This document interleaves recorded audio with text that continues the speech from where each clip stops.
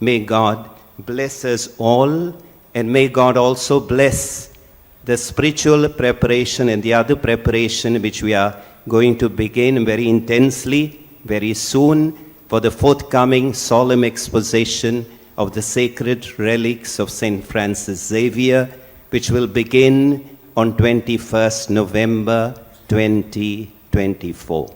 May God bless all of us abundantly through the intercession of our St. Francis Xavier, Amso Goinsosai.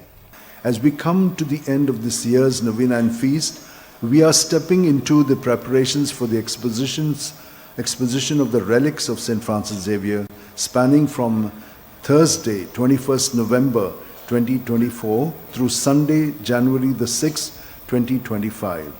As we end the exposition, we enter into the Jubilee year 2025 as pilgrims of hope.